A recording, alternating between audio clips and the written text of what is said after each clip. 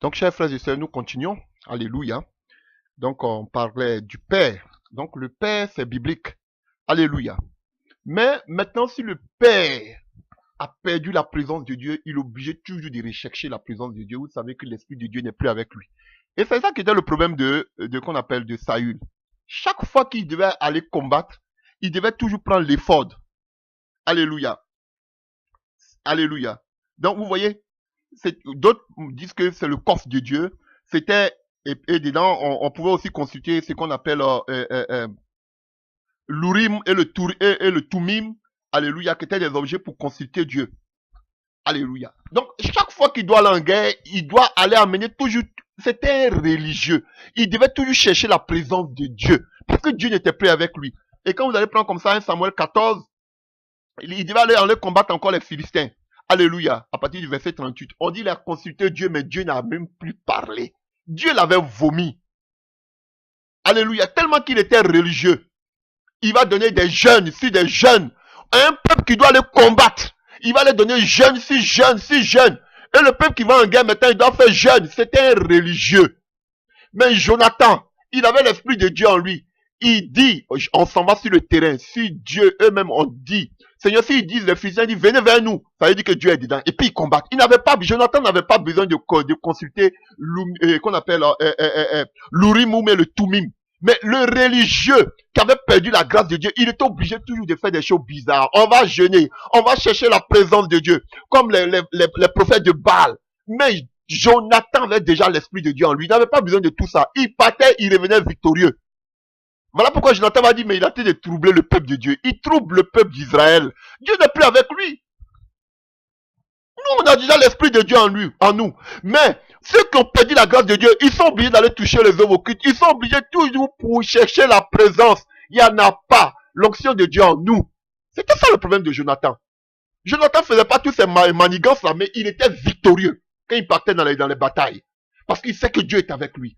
Mais celui qui a perdu la grâce de Dieu, il est obligé de faire des programmes. Il est obligé d'aller toucher les œuvres occultes. Il est obligé de faire, maintenant, ils prennent leur lieu de prière maintenant pour faire des boîtes de nuit. Tout ça pour pouvoir amener des gens. C'est pas ça. L'onction était déjà en Jonathan. Il partait, il était victorieux. C'est Dieu qui amène. C'est Dieu qui qualifie. Et Jonathan savait tout ça. Mais Jonathan, pourquoi ton père n'avait plus la grâce de Dieu sur sa vie? Pourquoi tu le suis? Parce que non, c'est mon père dans la foi. C'est celui qui m'a engendré. Donc, vous voyez, Paul nous a dit que c'est moi, je vous ai engendré. Donc, Saül aussi avait engendré Jonathan. Donc, Jonathan était fidèle à son père. Alléluia. Alors que Paul nous dira même dans le livre des Galates que si un ange voulait vous annoncer un autre évangile, qu'il soit maudit. Mais si vous êtes avec des pères qui vous annoncent un autre évangile, qu'est-ce que vous faites là? Amos 3.3 nous dit quoi? Deux personnes ne peuvent pas marcher ensemble s'ils n'ont pas la même manière de voir, ils n'ont pas la même vision. Ça passe plus, ça ne passe plus. Sinon, vous risquez de mourir comme Jonathan. Par lien d'affinité. Parce que c'est mon père dans la foi. Vous savez qu'ils ont perdu le réseau, comme on dirait. Ils ne sont plus connectés à Dieu. Mais déconnectez-vous d'eux. Quand vous travaillez seul avec le Seigneur, Dieu fait des exploits. Mais, comme eux-mêmes ils sont perdus, les ténèbres qui sont sur les vies là, ils vont aussi amener ces ténèbres dans votre vie. Alléluia. Et c'était le cas. On a vu, vous connaissez l'histoire de... Je vais parler de 2 à 3 exemples et puis nous allons finir. Vous connaissez l'histoire de comment on appelle dans le livre de Genèse, hein, d'Abraham. Alléluia. Avec son neveu Lot. Dans le livre de Genèse 13 à partir du verset 9. Vous connaissez toute cette histoire. Que je trouve ça rapidement. Genèse 9, 13 à partir du verset 9 rapidement. Alléluia. Genèse 13 à partir du verset 9, qu'est-ce qu'il dit? Nous sommes de la même famille. Il ne faut donc qu'il n'y ait de dispute entre moi et toi, entre mes bergers et les tiens. Séparons-nous plutôt. Dans d'autres versions, ils vont vous dire, sépare-toi de moi. Ah!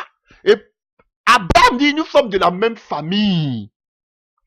Abraham était comme le père, parce que le père de Lot était mort. C'était le frère d'Abraham. Il était comme le fils, il était comme le père de Lot. Mais il a dit à Lot, toi et moi, bien vrai qu'on a de même famille, mais on ne peut pas aller ensemble. Faut te séparer de moi. Il était là, Dieu ne lui parlait plus parce que lui-même son nom veut dire couvrir. Des gens qui vous couvrent la vision, qui vous voilent. Mais vous êtes là quand même, des hypocrites. Alléluia, alléluia. Quand je vous vois souvent, même sur l'internet, je ris. Vous savez que la personne pêche la fausseté. Mais à cause de l'affinité, vous mettez j'aime. Alléluia. Vous dites que c'est ça même. Je vous regarde, je dis, mais pourtant vous savez que la personne a dérouté. Des hypocrites. Et vous ne savez pas que vous-même vous partez à la perdition, à la mort. Pourquoi Dieu n'a pas eu pitié de Jonathan? Pourquoi Samuel, qui savait que Jonathan avait sauvé David à plusieurs reprises, Dieu le savait, Dieu avait choisi déjà David, et plusieurs fois, Dieu, et quand Saül voulait tuer et David, c'est Jonathan qui allait sauver David, qu'il a averti en 2 reprises. Alléluia. Mais pourquoi Dieu n'a pas épargné Jonathan? Pourquoi Saül va consulter la magicienne et qu'on appelle Samuel lui dit, tu seras au séjour de moi avec moi aujourd'hui. Toi et tes enfants, y compris Jonathan. Mais Dieu aussi mauvais, pourquoi Dieu n'a pas épargné Jonathan? Oui, c'est ça. Parce que Jonathan savait déjà. Il savait déjà que Dieu avait régné son père, avait vomi son père. Tu fais quoi avec un gars que j'ai déjà vomi? Si tu es avec lui, ça te risque péril. Pourquoi tu ne pouvais pas suivre David alors que tu étais bon ami à David? Tu pouvais même pleurer, embrasser David. Mais pourquoi tu savais que David, comme David lui disait, c'est parce que Dieu m'a choisi à la place de ton père que ton père m'en veut. Alléluia. Il savait ça, Jonathan? Vous allez dire que non, si mon père dans la foi ou bien quelqu'un avec qui je prie, il vit mal ou bien il pêche les œuvres occultes, moi ça m'intéresse pas. Alléluia, la mort qui est sur sa vie, la mort spirituelle qui est sur sa vie, les œuvres occultes vont s'abattre aussi sur ta vie. Frère, ce sont des lois bibliques. Ah oui. Malgré tout le bien que Jonathan a fait, ça l'a pas épargné. Il est mort. Lui-même, il dit que mon père est en train de voiler le peuple. Mais tu fais quoi avec un monsieur qui voile le peuple? Qui n'a plus l'approbation de Dieu? Qui a un démon même fatigue? Tu fais quoi avec lui? Tu vas encore dans les croisades, dans les combats avec lui, pourquoi?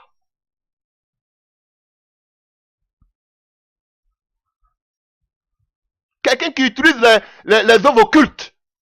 Tu vas avec lui, pourquoi? Non, j'ai peur qu'on appelle des retombées, des réprimandes, des malédictions, la malédiction des prophètes, la sorcellerie. Abraham avait son neveu, mais il a dit à son neveu, toi et moi on ne peut plus partir, je suis ton père, mais toi et moi on ne peut plus partir. Vous avez vu? Dans le premier cas, c'était le fils qui devait se séparer du père. Mais cette fois-ci, c'est le père même qui se sépare de son fils. Pourquoi? Parce que son fils aimait le monde. Ah oui.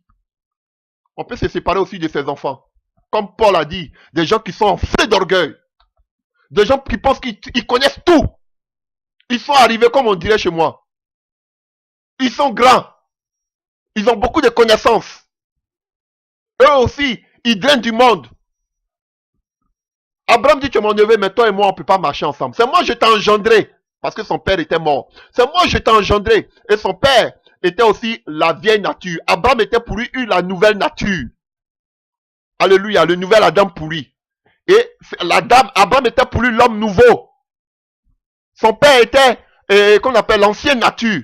Mais la nouvelle nature a dit qu'il ne pouvait plus marcher avec Lot. Parce que Lot était un voile. La Bible dit que Dieu ne se manifestait plus à Abraham à cause de Lot. Pourquoi? Parce que Lot était charnel. Il regardait les plaines, il regardait les dîmes, il regardait la gloire de ce monde, il regardait les grosses voitures, l'opulence. Alléluia. Le père qui était dans la foi, qui était assis, a dit, toi et moi, on ne peut pas marcher ensemble. Allez, prends ton chemin. Je prends mon chemin. Frère, il y a un moment où tu dois prendre une décision. Comme Orpah qui voulait regarder derrière. Alléluia. Et Ruth qui a continué la marche. Si ça va pas, on se sépare. On a vu le fils qui devait se séparer de son père. Là, on voit maintenant le père qui se sépare de son fils dans la foi.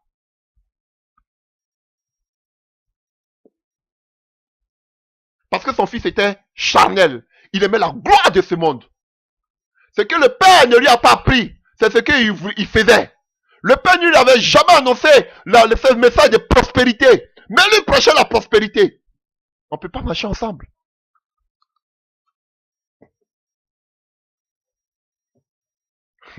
Chers frères, je vous dis, vous savez combien de fois Dieu me révèle ici, ceux qui vont plus me créer des problèmes, ce sont eux qui sont à côté de moi.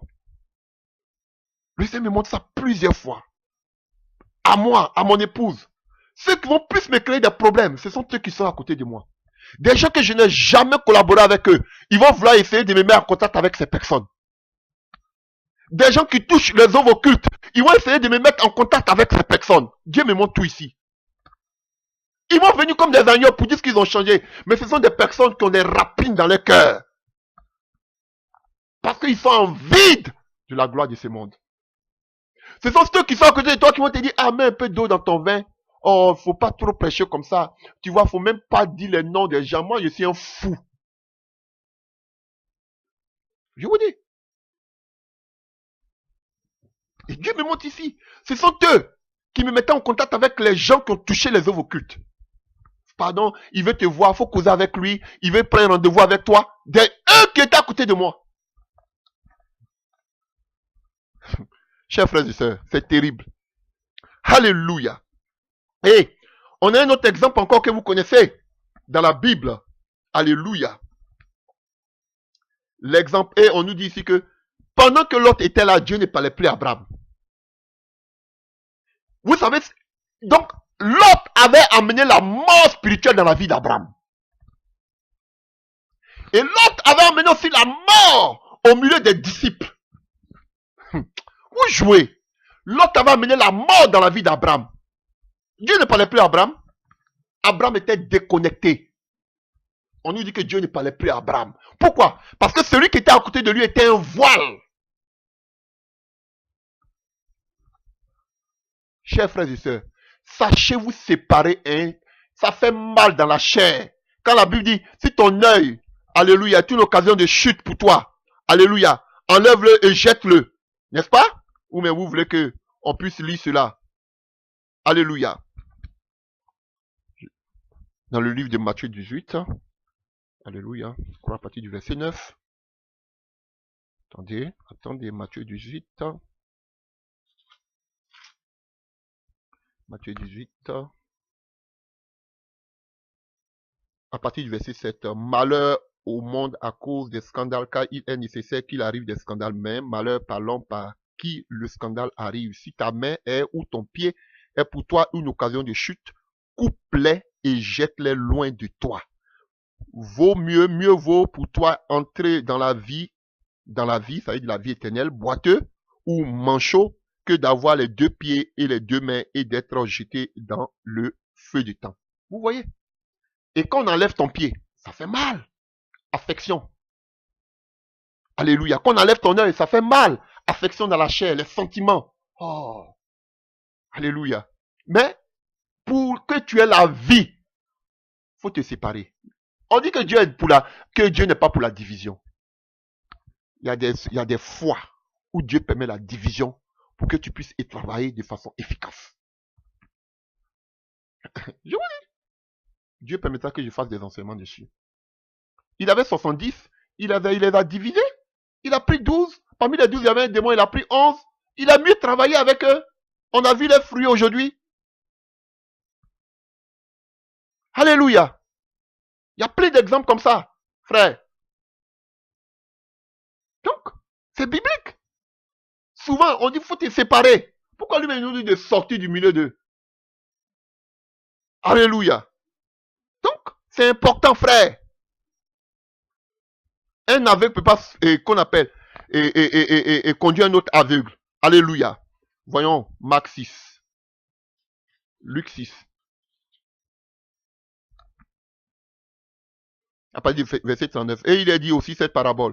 Un aveugle peut-il conduire un autre aveugle? Ne tomberont-ils pas tous deux dans une fosse? Le disciple n'est pas plus que le maître. Mais tout disciple accompli sera comme son maître. Vous voyez, on parle encore du disciple et du maître. Alléluia. Et vous voyez? Et il parle de l'aveuglement et il parle du disciple et du maître. Donc ça veut dire qu'entre le maître et le disciple, il y a un qui va être aveugle. Alléluia. Alléluia. Que le maître, mais tout disciple accompli sera comme son maître. Pourquoi vois-tu la paille? Alléluia. Ça, ce n'est pas notre thème. Alléluia. Donc vous comprenez, chers frères et sœurs, c'est important. Et ça, c'était en ce qui concerne Abraham. L'autre avait amené la mort dans la vie d'Abraham. Il fallait qu'Abraham s'en sépare. Je vous dis, vous voyez la vérité, mais vous ne voulez pas, vous allez mourir. Vous allez mourir. Quelqu'un avec qui vous avez commencé, Saül était aussi appelé de Dieu, mais à un certain moment, il n'avait plus l'appel de Dieu, il avait dévié. Mais qu'est-ce que vous faites avec quelqu'un qui a dévié? Non, il faut le soutenir, frère. Moi, je soutiens des gens, moi, mais je ne suis pas bon. Je suis pécheur, mais je me répands tous les jours. Alors, donc quelqu'un qui ne veut pas se repentir, qui est dans son orgueil, comme Paul dit, vous êtes en fleur d'orgueil, qui pense que Dieu est avec lui, qu'est-ce que tu fais? Pourtant, toi, tu sais qu'il a dévié. Mais laisse-le! C'est pas à toi de lui!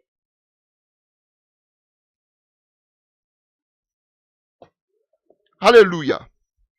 Et vous connaissez aussi cette histoire. Alléluia. Dans le livre de 1 roi 13, vous connaissez tous cette histoire. Dans le livre de 1 roi 13, nous avons l'histoire du vieux prophète. Vous connaissez toute cette histoire. Alléluia. 1 roi 13. Un homme de Dieu s'est rendu de Juda à Bethel, sur l'ordre de l'Éternel. Alléluia. Alléluia. Donc vous connaissez l'histoire d'un jeune prophète que Dieu avait envoyé. Alléluia. Pour aller. Un homme de Dieu s'est rendu à Juda, Bethel, sur ordre de l'Éternel. Il arriva pendant que Jéroboam se tenait devant l'autel et s'apprêtait à faire brûler les parfums. L'homme de Dieu s'est mis à lancer les investives contre l'autel selon l'ordre de l'Éternel. Il cria, autel, autel, voici ce que déclare l'Éternel. Il naîtra un fils parmi les descendants de David. Son nom sera Josias. Sur cet autel, il égorgera les prêtres des hauts lieux qui offrent sur toi des parfums et l'on fera brûler sur toi des ossements humains. En même temps, le prophète leur donna un signe. Voici le signe qui vous prouvera que l'Éternel a parlé. L'autel va se fendre et la graisse et le recouvre sera répandu sur le sol. Excusez-moi.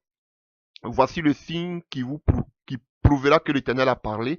L'autel va se fendre et la graisse qui le recouvre sera répandue sur le sol. Et on a vu que Jéroboam a étendu sa main, il a été frappé par Dieu. Alléluia. Donc on voit un prophète qui vient d'où? De Juda. Alléluia. Il vient de Juda, de Bethel. Donc cet homme-là, il était originaire du sud. Ça veut dire que du royaume de Juda. Alléluia. Et c'était la partie du sud d'Israël, était une partie qui était fidèle à David et à Dieu. Il rendait un culte à Dieu dans le temple. Et on voit que Dieu l'envoie au royaume du nord, qui avait la Samarie, qui avait pour capitale Samarie, qui sera fondée plus tard par Omri. Alléluia. Voilà. Vous pouvez voir ça dans le chapitre 16 à partir du verset 24. Allez, une cinquantaine d'années plus tard, il va fonder Samarie. Donc, Dieu l'envoie. Lui, il vient d'un côté où on craint Dieu, du côté de Juda. Alléluia. Et Dieu l'envoie au nord, du côté de Samarie. Et sur le plan spirituel, ce sont des infidèles. Alléluia. Et ils étaient beaucoup religieux. Parce qu'ils avaient toutes sortes qu'on appelle de hauts lieux. Alléluia. Donc, on voit que Dieu envoie cet homme pour prophétiser. Comme contre qu'on appelle contre ce roi. Jéroboam. Alléluia. Et on voit ici que il nous dit que le signe qu'il donne, c'est que pendant qu'il va parler, l'autel va se fendre et la graisse qui la recouvre va se répandre par terre. Qu'est-ce que cela voulait dire? Alléluia. On sait que quand on faisait le sacrifice, la graisse du sacrifice était réservée à Dieu. Et le fait que cette graisse se répand sur le sol signifie que ces sacrifices étaient inutiles et qu'il était refusé par Dieu. Dieu refusait, en principe, on devait brûler la graisse et l'odeur devait monter vers le ciel. Mais cette graisse-là est tombée par terre pour dire que Dieu refusait cette adoration, ce sacrifice. Et c'était même pas à Jéroboam de faire ce sacrifice. C'était un souverain sacrificateur. Donc Dieu n'acceptait, c'était l'abomination. Et c'est dans celui-là que se trouvait un vieux prophète. On mentionne bien un vieux prophète. Alléluia. Quelqu'un qui avait l'expérience, quelqu'un qui était dans le ministère prophétique, ça fait longtemps. Alléluia. On voit que ce jeune, il était inexpérimenté parce qu'il va même parler, alléluia, de ce que Dieu lui a dit secrètement au roi même qui était un roi païen. Il refuse d'aller manger à la table de ce roi parce que c'était l'idolâtrie. Mais il avait l'immaturité. Et on voit que il n'a pas obéi à la voix que Dieu lui avait donnée, au commandement, au principe que Dieu lui avait recommandé. Et il s'est laissé prendre par qui? Par un vieux prophète. Et cela a engendré quoi dans sa vie? La mort. Je vais vous montrer un exemple de Jonathan et de Saül. Un père qui vit mal, qui est vomi par Dieu. Alléluia. Il amène la mort de celui, alléluia, qui marchait selon le plan de Dieu, Jonathan. Je vous montre l'exemple encore de Abraham et son neveu. Alléluia. On voit que son neveu marchait mal et il avait amené aussi la mort dans la vie d'Abraham. Mais Abraham a eu le discernement de se séparer de son neveu. Et là, on voit maintenant, quoi? Dans le domaine ministériel. En deux prophètes. Alléluia. Et on voit que un des prophètes qui était plus expérimenté, qui avait été vomi par Dieu, parce que, comme je viens de vous dire, celui-là, Jéroboam était là. Il vivait dans l'abomination. Mais ce prophète était là. Et quand Jéroboam même était en train de faire les sacrifices, les fils même du vieux prophète étaient là. Ce sont eux qui sont allés rencontrer leur père. Donc c'était un prophète qui avait perdu la vision. Alléluia. Mais, du fait de sa ruse, il a amené ce jeune prophète aussi à la mort. Parce que ce jeune prophète ne marchait plus selon le conseil de Dieu. Frère, la mauvaise compagnie corrompt les bonnes mœurs. Oui, il peut être un prophète authentique que tu as connu dans le passé. Mais aujourd'hui, il n'est, frère, il n'est plus, alléluia, il ne suit plus la voix de Dieu. Dieu ne lui parle plus.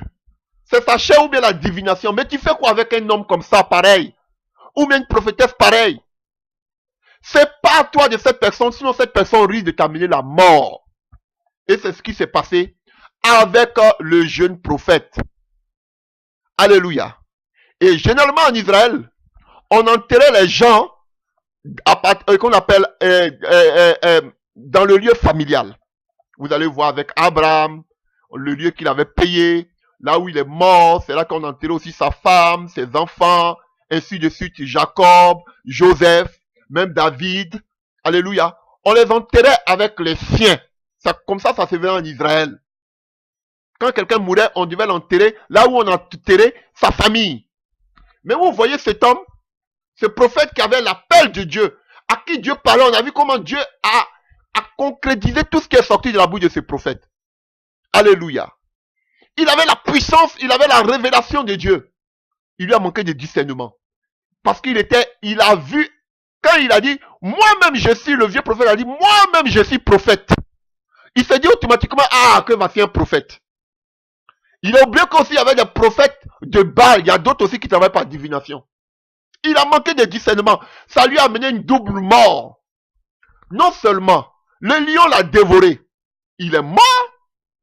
Et deuxième des choses, en principe, on devait aller l'enterrer parmi les siens, les gens de sa famille. Non, et on l'a enterré dans un lieu infidèle à Dieu. Là où Dieu lui a dit, il faut aller prophétiser. Parce qu'ils étaient en abomination. C'est dans ce lieu d'abomination là qu'on l'a enterré. On n'est pas allé l'enterrer en Juda, on n'est pas allé l'enterrer en Bethel, mais on l'a enterré en Samarie.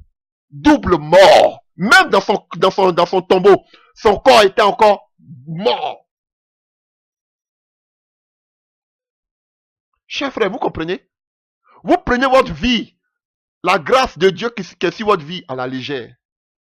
Mais une seule dérive vous tue. Spirituellement, voire même aussi pour l'éternité. Parce que, alléluia, oh alléluia, Dieu me met quelque chose à cœur. Comme nous avons prêché la dernière fois. Vous avez vu, qu'est-ce qu'il fait avant de prophétiser? Dieu lui avait dit, ne mange pas quelque part, comme nous avons prophétisé la dernière fois. Et qu'est-ce que fait le faux prophète? Le faux prophète ne prophétise pas automatiquement. Le faux prophète d'abord le fait manger la désobéissance. On a vu que la nourriture, au menu du plat de Satan, avec Ève, il y avait l'occultisme. Les yeux se sont ouverts. Alléluia. Elle a donné aussi à son mari. On a vu que qu'on appelle Jacob et son frère Ésaü, il a perdu son droit de naissance. Toutes ses bénédictions, toute sa vie, pour l'éternité, son éternité a été vendue. On a vu qu'avec les faux prophètes, alléluia, ils ont mené un faux évangile au milieu des prophètes. Alléluia. On a vu que avec le peuple d'Israël, l'assemblée dans le désert, eux c'était le manger et le boire. On a vu qu'avec Judas, c'était quoi? L'argent. Le monsieur lui a proposé un mauvais évangile qui ne venait pas de Dieu. La divination. Il est tombé. La nourriture qu'il mangeait, c'était la divination. Dieu n'était pas dedans. C'est pas Dieu qui lui avait parlé. Il dit, un ange est venu me dire. Et s'il avait écouté la parole de Paul qui dit, même si un ange venait t'annoncer. Mais il n'a pas écouté, il n'a pas eu le discernement. Frère, et il a mangé de ce fruit, il est mort. C'est ce que je vous racontais la dernière fois. Satan ne va pas te prendre comme ça, il est rusé.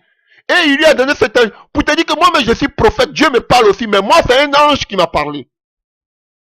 Il est tombé. Il est mort. Double mort. Non seulement il est mort, disgracié, et quoi encore? Et au lieu qu'on l'enterre à Juda, on l'enterrait encore en Samarie. Chers frères et sœurs, le ministère, ça m'énerve même parce que je n'aime pas toujours parler du ministère, parce que c'est ça qui amène trop de problèmes. Ministère, mon ministère, mon ministère, mon ministère. Alléluia. Que Dieu ait pitié de nous. Et tellement qu'on court après le ministère qu'on fait beaucoup d'erreurs. On n'écoute plus la voix de Dieu. On va aller écouter des prophètes qui vont nous amener dans l'occultisme. Tellement qu'on va avoir aussi des grands ministères, entre parenthèses, on va avoir des grandes salles, on va avoir drainer beaucoup de monde. On va aller toucher les œuvres occultes, sacrifier notre sexualité, sacrifier la vie de nos enfants, sacrifier notre éternité pour avoir le succès avec ces faux prophètes. Et ils vont te dire, ah, tu as vu comment je suis devenu, hein? Viens, je vais te montrer le secret. Viens, tu vas toucher aussi. C'est rien, Dieu, non, ça c'est rien, on peut se repentir. Et tu es mort pour toujours. Mange un peu. Comme le faux prophète, le vieux prophète. Et comme il a vu que c'était un vieux, la Bible mentionne bien le vieux prophète. Il se disait que, ah, c'est quelqu'un qui ne peut pas mentir. C'est quelqu'un que j'ai connu. C'est quelqu'un qui m'a mené dans la foi. C'est quelqu'un qui m'a dirigé. Il a dit des choses dans ma vie qui se sont accomplies. Donc, vraiment, lui a fait un homme de Dieu. Qui vous a dit? Un prophète. Frère, écoutez la prédication du prophète. Et c'est ça qui était le rêve de ce jeune. Il dit, un ange m'a dit, s'il avait le discernement, il devait savoir que cela ne venait pas de Dieu. Alléluia. Quand le jeune prophète venait prophétiser à Samarie, devant qu'on appelle Jéroboam, il n'a pas dit un ange, on n'a pas dit qu'un ange lui a dit. On dit l'Éternel. Alléluia. Un homme de Dieu s'est rendu à Juda et à Bethel. Sur l'ordre de l'Éternel, pas sur l'ordre d'un ange. Ah là, où il devait avoir le discernement. Par ce que les prophètes prêchent. Pour un prophète, c'est pas la révélation qu'il va te donner. C'est le message qu'il prêche. Parce qu'un véritable prophète ne peut pas rester là où il y a le péché. Un véritable prophète, on n'aime pas l'attendre. Quand Samuel venait, on dit que ta venue annonce quoi? Quelque chose de bon, mais quelque chose de mauvais. Au contraire, vous êtes content même de voir les prophètes. Prophètes, il faut dire quelque chose sur ma vie. Ce ne sont pas des prophètes. Ce sont des diseurs de bonne aventure.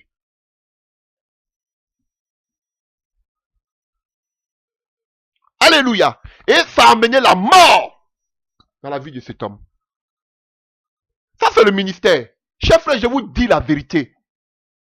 Ça passe pas, séparez-vous, sinon vous allez mourir. Voilà pourquoi beaucoup d'enfants de Dieu sont morts. Parce qu'ils ont la grâce de Dieu sur leur vie. Mais leurs compagnons de marche leur créent des problèmes. Dieu peut diviser, te séparer pour amener d'autres personnes qui sont de qualité.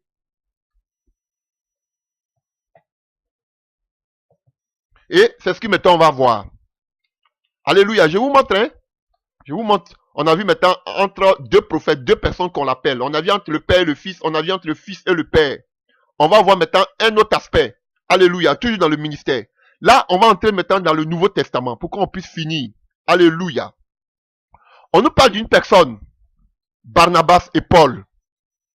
Et on sait que Barnabas, fils d'exhortation ou de consolation, était quelqu'un qui aimait vraiment le Seigneur. Alléluia. Et on peut voir quelques-unes de ses qualités rapidement. Et on va tirer le message que le Seigneur veut nous dire par rapport à cela. Et nous allons finir. Alléluia. Barnabas. Dans le livre des Actes des Apôtres. Hein, Actes des Apôtres 4 à partir du verset 36. On va voir qui était Barnabas. Actes 4 verset 36.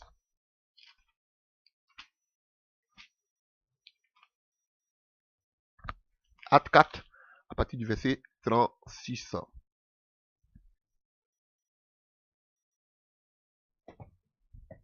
À partir du verset 34, aucun d'eux n'était dans le besoin, car ceux qui possédaient des champs ou des maisons les vendaient, apportaient le produit de la vente et les remettaient aux apôtres.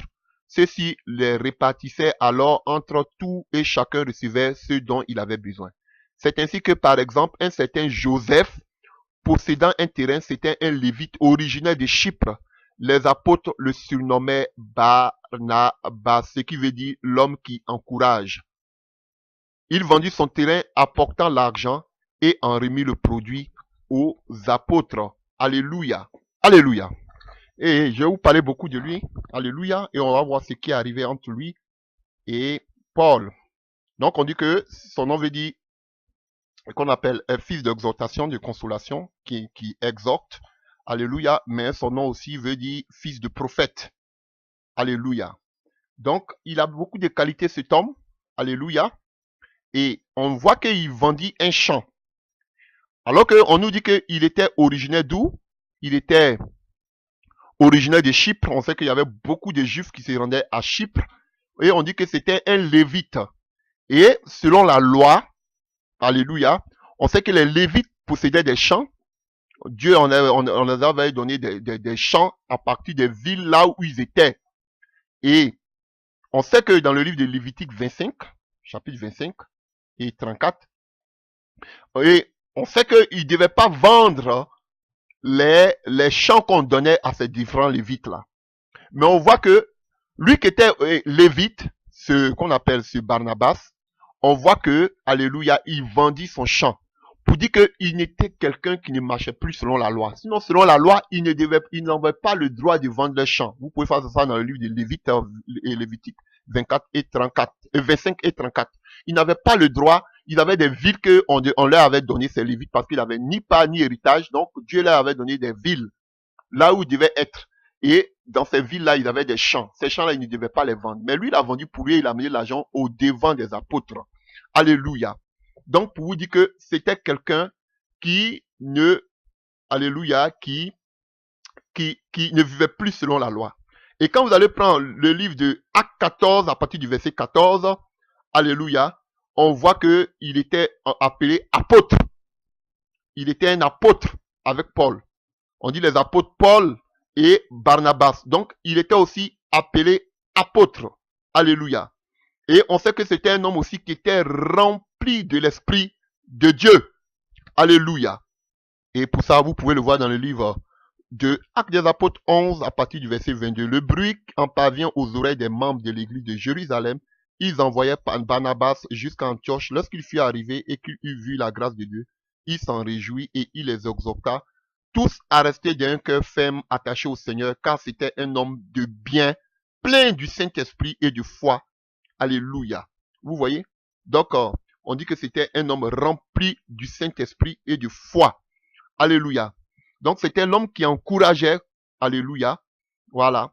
Donc, et vous allez voir que par rapport à son nom, il travaillait beaucoup dans le ministère. Voilà. C'était le premier qui a amené Paul, alléluia, après sa conversion auprès des apôtres à Jérusalem.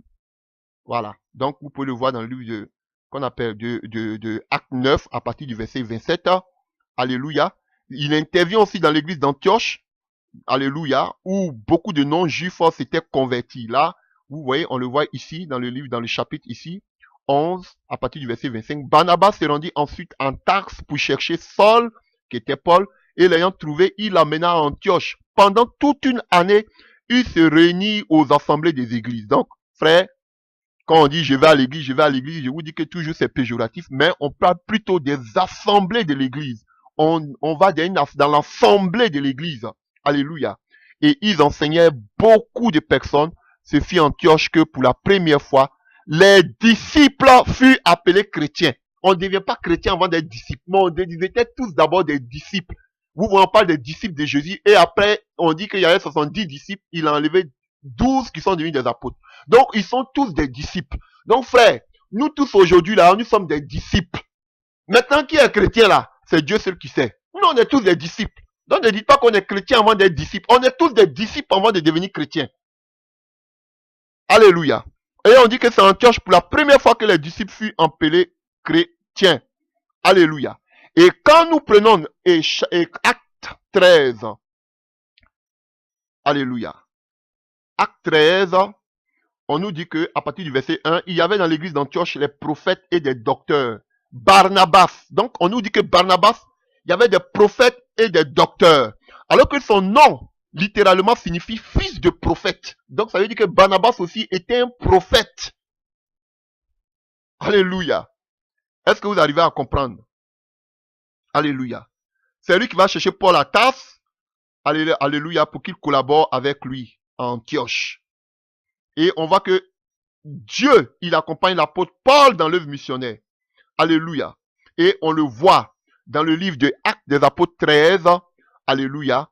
On dit pendant qu'ils étaient là en train de prier, le Saint-Esprit dit, mettez-moi à part Barnabas et Paul pour l'œuvre à laquelle je les ai appelés. Donc, c'est le Saint-Esprit qui met à part, et c'est le Saint-Esprit qui les envoie, et c'est le Saint-Esprit qui leur dit l'œuvre à laquelle ils ont été appelés.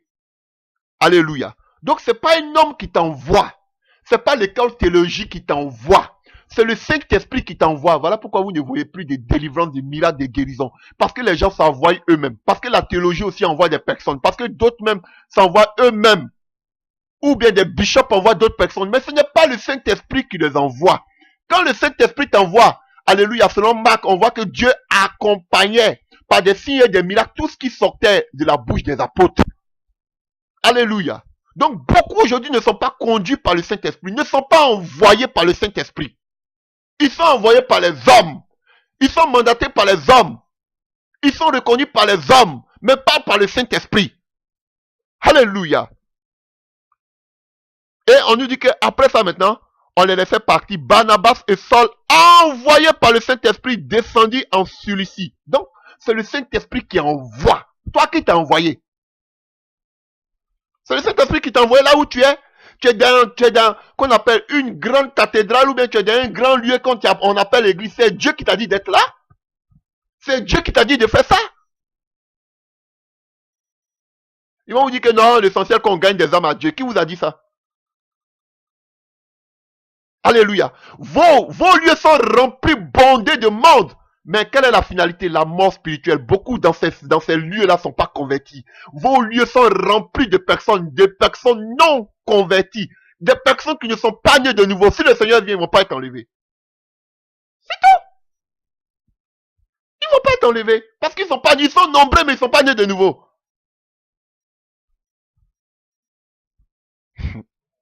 Alléluia. Donc, on nous parle de Barnabas. Alléluia. Et on voit comment il s'oppose à l'hérésie du judaïsme. Et on voit qu'il prend la défense des païens convertis dans le livre de et qu'on appelle de Actes 15 à la conférence de Jérusalem. Alléluia. Et on voit comment Barnabas les défend. Alléluia. Et on voit que il travaille en collaboration avec Paul. Alléluia. Mais on voit que lorsque Dieu, l'Esprit de Dieu les envoyait, Dieu se manifestait puissamment. Dieu se manifestait puissamment dans leur vie. Et on voit 1 Corinthiens 9, verset 6, que Barnabas, Paul, comme nous avons lu tout à l'heure, Paul disait, est-ce que moi et Barnabas n'avons-nous pas le droit de travailler? Paul même le défendait. Alléluia. Parce que c'était des gens qui travaillaient de leur propre main, qui servaient Dieu. Alléluia. Mais, un problème est arrivé dans la vie de ces deux personnes, de ces deux apôtres. Un aventurier. Et avant ça, Paul avait repris Barnabas, si un fait. Et cela, nous le voyons dans le livre de Galates. Dans le livre de Galates 2, à partir du verset 11. Mais lorsque Céphas vient à Antioche, là où ils étaient, hein, et tous, je les résistais en face parce qu'ils étaient répréhensibles. En effet, avant l'arrivée de quelques personnes envoyées par Jacques, qui était, si on veut dire, le pasteur de Jérusalem, il mangeait avec les païens et quand elle fut venue, il s'esquiva et s'était à l'écart, par crainte des circoncis. Avec lui, les autres juifs usaient aussi de dissimulation, en sorte que Barnabas même fut entraîné par leur hypocrisie. Voyant qu'il ne marchait pas droit selon la vérité de l'évangile, je dis à Céphas en présence de tous, si toi qui es juif, tu vis à la manière des païens et non à la manière des juifs, pourquoi forces-tu les païens à judaïser? Donc, même Pierre poussait les gens à judaïser, ceux qui n'étaient pas chrétiens. Alléluia. Vous voyez? Et Paul dit, il ne marchait pas droit selon la parole de Dieu. Il a repris en présence de tous. Pourtant, lui-même Paul, il dit que Pierre, Jacques et Jean étaient considérés comme les colonnes, alléluia, de l'église. Mais il a repris Pierre en face, en direct, devant tout le monde. Tu ne marches pas droit selon la parole de Dieu. C'est ce qui manque à beaucoup de personnes. On ne vous dit pas d'aller crier si ce qui vous a engendré. Non. Mais quand une doctrine, la doctrine de la parole ne passe pas, aie le courage de lui dire. Non. Tu touches les œuvres occultes, ce que tu fais, ce n'est pas biblique. Alléluia. Pierre a marché avec Jésus. Voilà pourquoi on ne considère pas Paul comme un apôtre, parce qu'on dit qu'il n'a pas marché avec Jésus. Mais il avait un problème. Il est venu juste après. Mais il a repris Pierre que tout le monde respectait publiquement. Et Barnabas, lui-même qui était prophète, était hypocrite. Il faisait aussi de la même manière. Il mangeait avec ceux qu'on appelait païens, c'était ceux qui n'étaient pas juifs. Il mangeait avec eux, et quand il voyait les juifs venir, il se cachait. Vous voyez cet amusement? Et Paul les a repris en face. Et un deuxième problème va arriver entre Barnabas et puis Paul.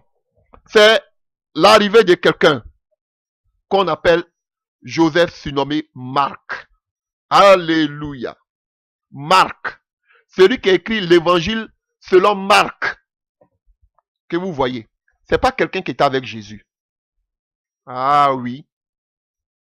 La venue de Marc. Qui était ce Marc? On sait que ce Marc était le fils dans la foi de Pierre. Alléluia. Aha. Oui. Je vais vous montrer ça. Je prends ma Bible. 1 Pierre 5 à partir du verset 13. 1 Pierre 5 à partir du verset 13. Lisons. Vous êtes attachés. L'église des élus qui est à Babylone vous salue. Ainsi que Marc, mon fils. Saluez-vous les uns les autres par un baiser d'affection. Que la paix soit avec vous qui êtes en Jésus-Christ. Donc, Marc, lui qui a écrit l'évangile qu'on dit selon Marc, c'était le fils dans la foi de Pierre. Pourquoi? Parce que Marc, il était l'enfant de une sœur en Christ qu'on appelait Marie, qui était à Jérusalem. Alors qu'on sait que Jacques, Jean, Pierre, ils étaient tous à Jérusalem. Donc Marie était une sœur en Christ de Jérusalem. Et c'est Marc qui était son fils.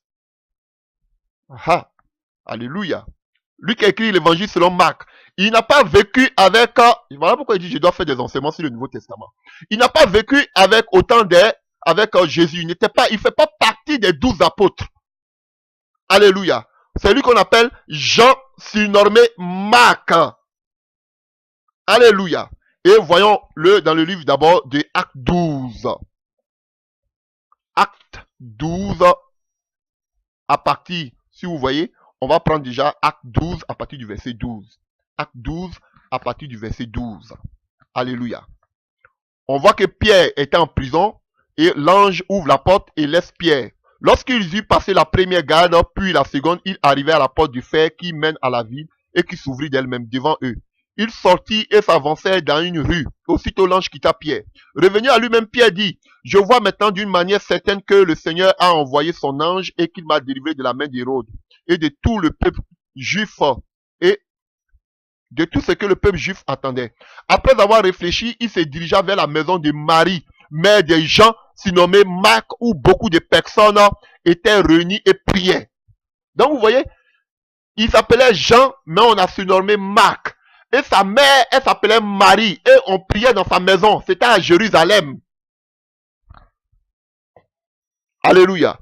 Maintenant, je ne sais pas si la maman de Marc, qu'on appelle Marie, c'était la fille dans la foi aussi de Pierre, je ne sais pas. Mais Pierre, et qu'on appelle Marc, qu'on appelle Jean, qu'on a surnommé Marc, était l'enfant de Marie, une sœur en Christ de Jérusalem, chez qui on se réunissait pour prier. C'est lui qui a écrit l'évangile selon Marc que vous voyez. Alléluia. Alléluia. J'espère que ça vous fait du bien. Et qu'est-ce qu'on nous dit encore de ce Marc? Selon Colossiens 4, à partir du verset 10, on nous dit que ce Marc était le cousin de Barnabas. Ah, alléluia. Vous voyez, chers frères et sœurs, la parole de Dieu. Et Paul le dit. Actes des apôtres 4, et Colossiens 4, à partir du verset 10. Aristarque, mon compagnon de captivité, vous salue, ainsi que Marc, le cousin de Barnabas, au sujet duquel vous avez reçu les ordres. Alléluia. Alléluia. Donc vous voyez, donc Marc était le cousin de qui? De Barnabas. Ah. Le même Barnabas dont on parle là, c'est Marc qui était son cousin. Donc ils étaient parentés. Et Marc va créer des problèmes entre Barnabas et Paul. À cause de quoi? La familiarité. Et le ministère entre Barnabas et Paul a été gâché. La mission a été gâchée. Parce que l'Esprit de Dieu a dit, mettez Barnabas et Paul pour la mission à laquelle je les ai appelés. L'Esprit de Dieu n'a pas parlé de Marc. Mais comme c'était son cousin, il a pris, il a dit, ah, faut nous accompagner. Alléluia. Et voyons ça dans le livre de Acte 12 à partir du verset 25. Rapidement et on a fini. Acte 12 à partir du verset 25. Frère, on ne joue pas. Tu vas perdre la vision. Je te dis, à cause des sentiments. Acte 12 à partir du verset 25. Acte 12 à partir du verset 25. Cependant, la parole de Dieu se répandait de plus en plus et le nombre des disciples augmentait. Barnabas et Paul, après s'être acquittés de leur message, s'en retournaient de Jérusalem, emmenant avec eux Jean surnommé Marc. Vous avez vu, ils revenaient de Jérusalem et ils ont pris Marc. On a vu tout à l'heure que Marie vivait à Jérusalem, c'était elle qui était la mère de Marc, Jean surnommé Marc. Et quand ils sont quittés de Jérusalem, c'est là qu'ils ont pris qui? Parce qu'il a... Alléluia. Comme c'était le cousin de Barnabas, donc Barnabas a pris son cousin, viens, on va partir, tu vas nous servir d'aide. Alléluia. Alléluia. Et juste, quand donc il a pris, ils sont venus, et maintenant ils sont arrivés à Antioche. Et juste au chapitre 13, on dit qu'à partir du verset 4, Barnabas et Saul, qu'on appelle Paul, envoyés par le Saint-Esprit, descendit en Cilicie, et de là ils embarquèrent pour l'île de Chypre. Arrivés à Salamine, ils annonçaient la parole de Dieu dans les synagogues des Juifs. Ils avaient Jean pour aide. Jean, c'est lui qu'on appelle Marc.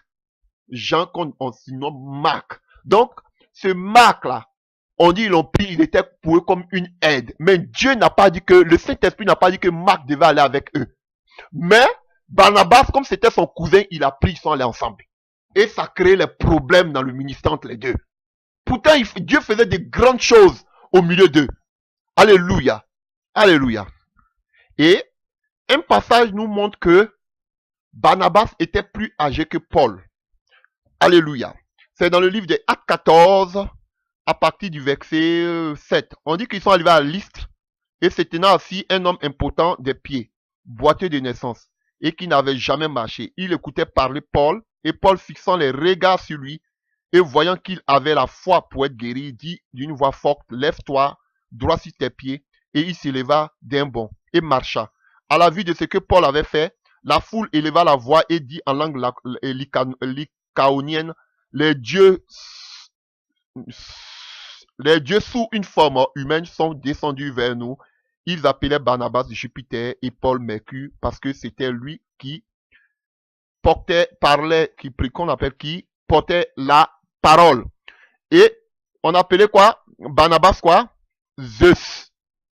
Ils appelaient Barnabas Jupiter qu'on appelle aussi Zeus. Alléluia. Ou bien Hermès. Alléluia. Donc, qu'est-ce que ça veut dire? Pourquoi on l'appelle Jupiter? Alléluia. C'est aussi quand on parle de Jupiter, on parle aussi de Zeus. C'est le même nom, Zeus. Et on sait que Zeus, c'était le dieu suprême dans la mythologie grecque. Et Hermès était le messager. Donc, Hermès était le messager des dieux. Et Zeus, c'était le dieu suprême. Et on prend Barnabas, alléluia, pour Zeus. Alléluia. Vous comprenez? Et donc, on sait que Zeus, il représentait un homme qui était âgé et barbu. Alléluia. Qui était toujours accompagné d'un plus jeune homme. Vous voyez? Qui était son porte-parole. Donc, par là, on voit que, et qu'on appelle Barnabas était plus âgé parce qu'on l'appelait Zeus. Et dans la mythologie grecque, Zeus, il était barbu. Il était barbu. Et il était âgé et il était toujours accompagné d'un plus jeune. Voilà pourquoi on appelait Paul, alléluia, on appelait Paul Mercure, qui est Hermès, alléluia, et qu'on appelle Barnabas, et qu'on appelle Jupiter, qui veut dire Zeus, alléluia. Donc, par ça, on voit qu'on appelle Barnabas était plus âgé, alléluia, que Paul. Et c'était qu'on appelle Hermès, ou bien Mercure, qui était le représentant des dieux, qui accompagnait toujours Jupiter. Vous voyez? Donc, vous allez voir pourquoi, même si vous voyez la Lune, quand on parle de Jupiter, vous allez voir que Mercure n'est pas toujours loin de Jupiter, parce que c'était le porte-parole des dieux, parce qu'eux représentaient les dieux par des astres. Est-ce que vous arrivez à comprendre? Bref, ça c'était juste pour votre information. Et quelque chose va se produire.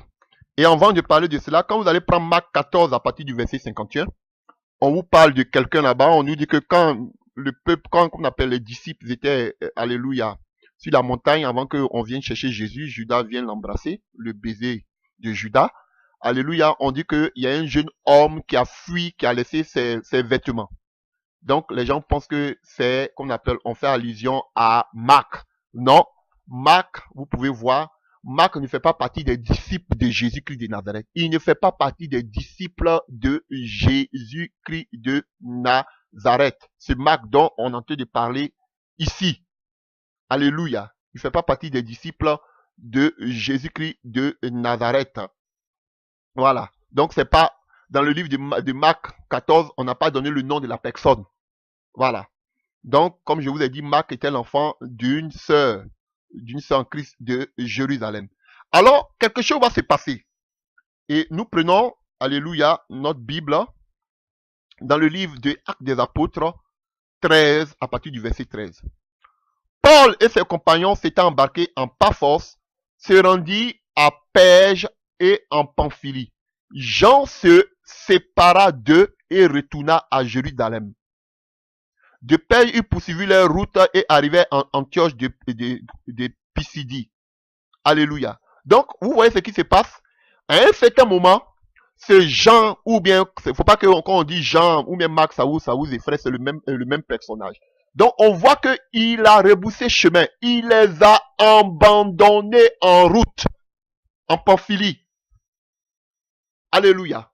Il les a abandonnés.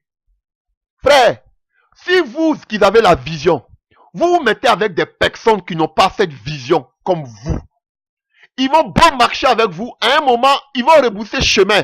Parce qu'ils n'ont pas reçu cette vision, c'est vous qui avez reçu cette vision. Ah oui. Si vous voulez les prendre par amitié comme Abraham a pris Lot, frère, à un certain moment, ça va créer des problèmes, un crash au milieu de vous. Alléluia. Et la présence de Marc a créé des problèmes entre Barnabas et Paul. Vous voyez? Il a pris son neveu, il vient avec eux, il essaie d'aide. À un moment, en pleine mission, il les abandonne. Mais le Saint-Esprit n'a pas dit que lui, il doit vous suivre. C'est vous-même par sentiment qu'il avait pris, vous l'avez envoyé. Et il les a abandonnés en Pamphylie. Et Paul n'a pas apprécié cela. Alléluia. Paul n'a pas apprécié cela. Et nous le voyons dans le livre des Actes des Apôtres 15 à partir du verset 33. Actes des Apôtres 15 à partir du verset 33.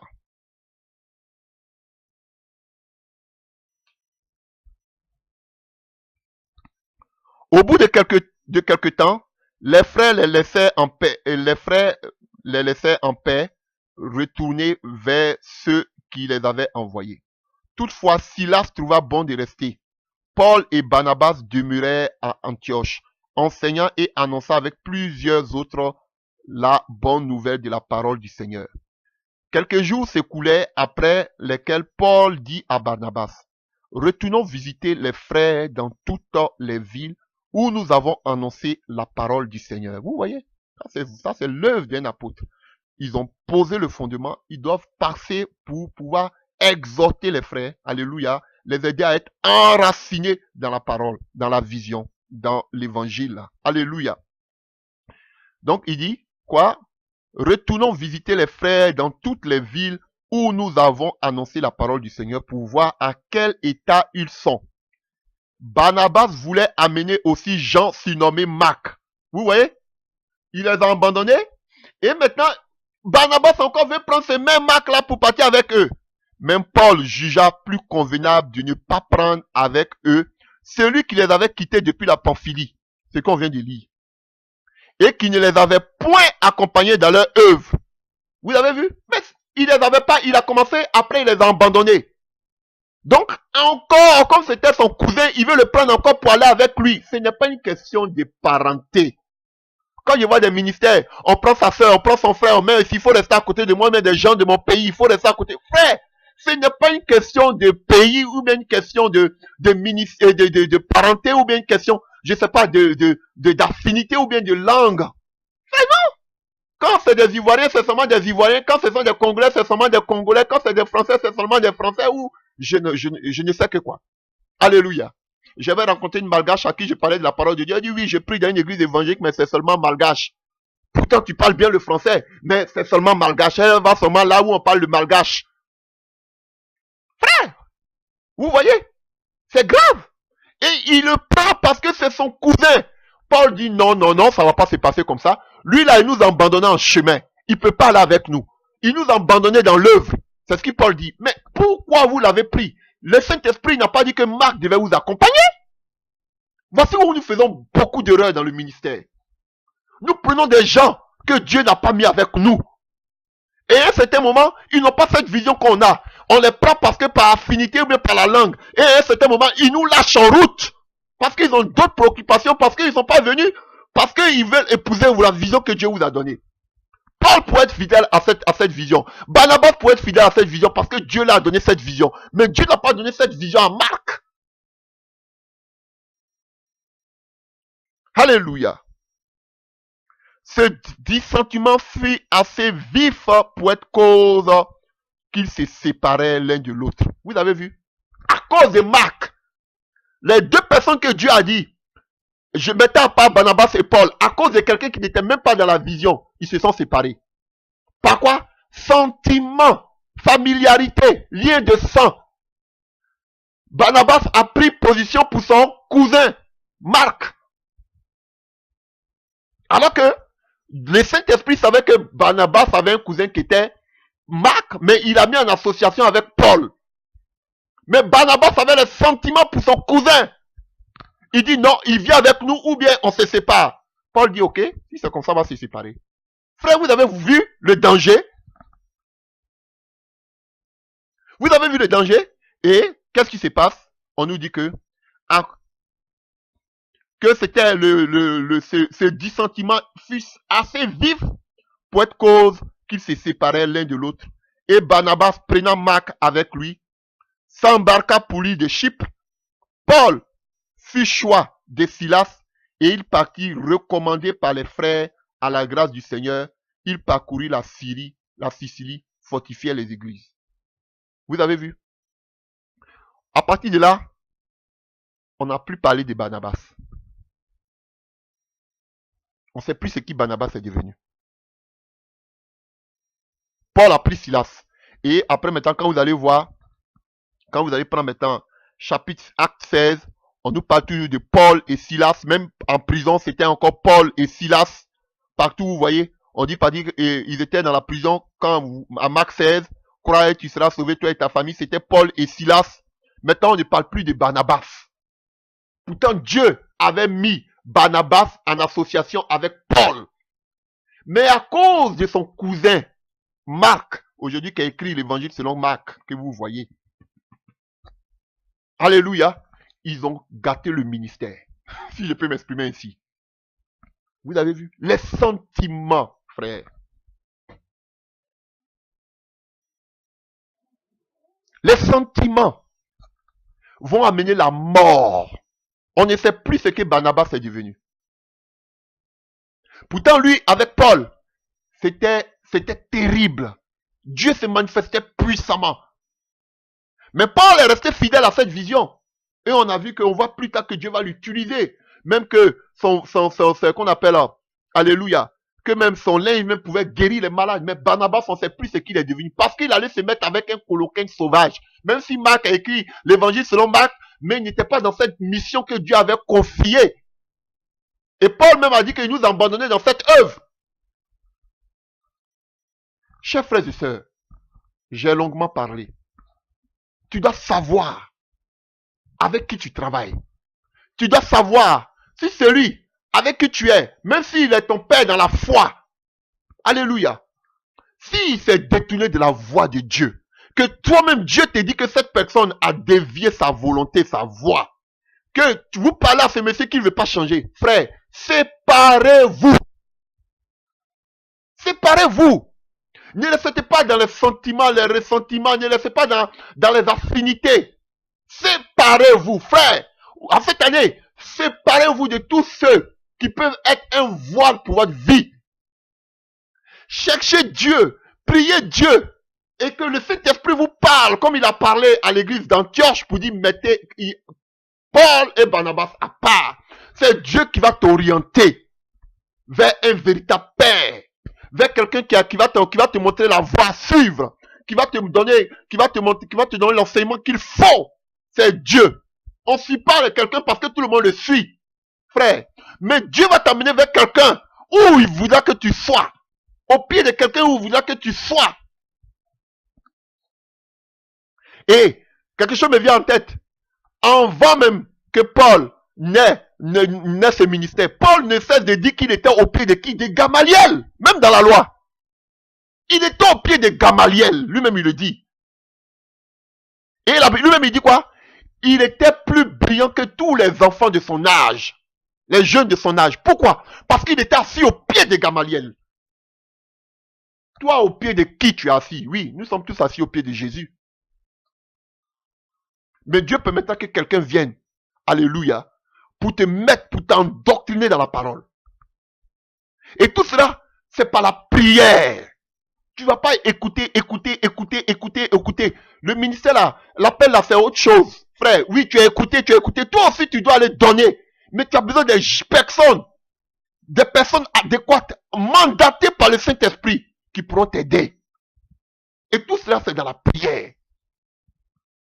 Et on a vu Barnabas est parti avec son cousin, il est mort. Bien vrai, on dit qu'il est parti pour où? La Syrie, où Dieu même des armées va envoyer. Il est parti pour montrer au lui aussi qu'il fait le ministère. Comme beaucoup aujourd'hui, il n'y a pas l'esprit de Dieu avec eux. Mais d'autres font télévision, eux aussi vont faire télévision. D'autres font ministère, eux aussi vont faire ministère. D'autres ont un lieu de prière, eux aussi doivent avoir un lieu de prière pour montrer aussi que Dieu est avec eux. Mais dans les fruits, on voit que Dieu n'est pas là. Mais ils vont forcer. Posez-vous la question. Est-ce que vous n'avez pas dévié? Chers frères et sœurs, ne mourons pas comme Jonathan. Je vous dis, si vous restez par affinité, si vous partez aussi d'un lieu de votre propre zèle, par orgueil, comme Paul le dit, vous risquez aussi de mourir. Ah, je vous dis, si Dieu donne la vision à quelqu'un, auprès de qui vous devez, pour aller de l'avant, si vous l'avez abandonné, vous allez mourir aussi spirituellement. Soyez auprès de la bonne personne, nous sommes tous Jésus. Mais Dieu a ses serviteurs, auprès de qui vous devez rester, pour pouvoir grandir. C'est très important. C'est une loi biblique. Alléluia. Mais il y a des faux. Voilà pourquoi rester devant la présence du Seigneur pour qu'il puisse vous orienter. Ils étaient en train tous de prier. Et c'est là que le Saint-Esprit, priez, le Saint-Esprit va se révéler à vous. Il parle, il peut parler par des songes, il peut parler par des convictions, il peut parler par des prophéties. Frère, cherchez la face de Dieu. Paul a dit, pour finir, vous pouvez avoir plusieurs maîtres. Beaucoup de personnes qui vous disent de bonnes paroles. Beaucoup de personnes qui vous enseignent. Mais un père dans la foi qui va accepter vos caprices. Alléluia. Lorsque vous tombez, qui va savoir vous relever. Il y a un seul. C'est celui-là que vous devez chercher dans la prière. Seigneur, avec qui tu veux que je fasse le ministère? Là où tu veux que je pacte. La complémentarité, Dieu les envoyait toujours 2 à 2. Je vais faire un enseignement comme ça. Dieu permettra. C'est important. Sinon, tu vas mourir avant le temps. On n'a plus parlé de Barnabas. Parce qu'il allait s'attacher à quelqu'un qui n'était pas dans l'appel de Dieu auparavant. Dieu l'a pas appelé avec Marc. Dieu l'a appelé avec Paul. Et on a plus parlé de Paul, on n'a plus parlé de Barnabas. Pourtant, c'était quelqu'un de bien. Il était rempli du Saint-Esprit. Mais le fait qu'il était attaché à la mauvaise personne, son ministère s'est éteint. Frère, le mauvais choix, le mauvais compagnon, la mauvaise personne, le mauvais père peut tuer toute ta vie chrétienne. Alléluia. Donc, priez le Seigneur. Que Dieu vous bénisse. C'était mon exhortation. Alléluia. J'espère que cela vous fera beaucoup de bien. Et que Dieu vraiment vous dirige. Et que Dieu vraiment se révèle à vous. Alléluia. Même si vous avez fait un mauvais choix, vous avez dérouté, vous avez pris un mauvais chemin, il n'est pas tard de revenir sur le bon chemin. Devant le pied du Seigneur, en train de prier pour que Dieu puisse avoir pitié de vous et vous orienter. Et si vous êtes déjà des personnes, vous savez que même Dieu n'est pas là. Malgré tout ce qu'ils font, vous savez que cette personne ne vit pas comme Dieu le veut. Vous savez que cette personne a dérouté. Frère, retirez-vous et allez-y chercher la face de Dieu dans votre secret. Ne suivez pas les gens parce qu'il faut les suivre. Mais si tu suis quelqu'un, tu dis je sais. Comme Élisée pourrait dire, les prophètes vont dire, est-ce que tu sais? Il dit, taisez-vous, je sais. Parce que Dieu avait parlé à Élisée. Mais vous suivez les gens. Vous ne savez même pas où on vous amène, mais vous les suivez.